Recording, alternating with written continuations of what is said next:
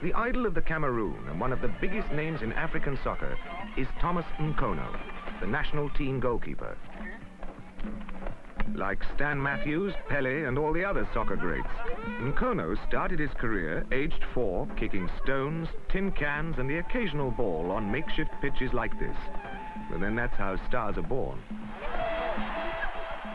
North African countries like Morocco have a much more developed sense of teamwork than their southern neighbors.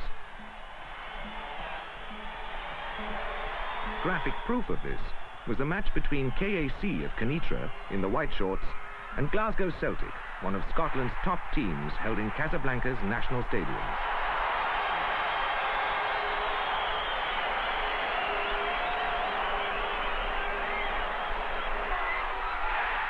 Although the Moroccans were overjoyed to beat the Scots 2-1 and run away with the local cup, it will be Morocco's next-door neighbor Algeria, who together with the Cameroon will be representing Africa at the World Cup in Spain.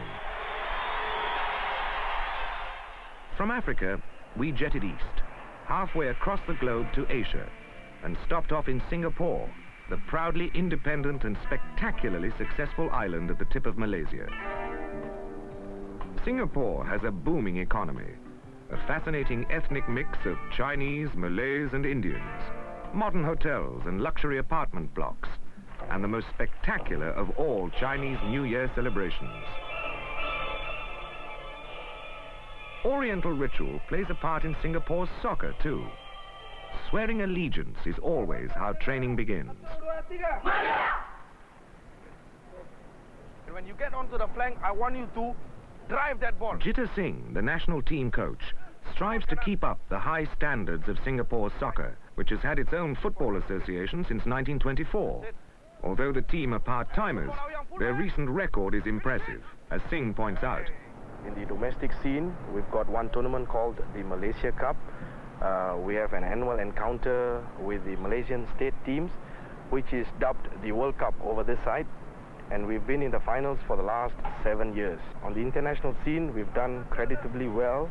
We drew with Hong Kong for the pre-World Cup, but unfortunately, we lost to North Korea.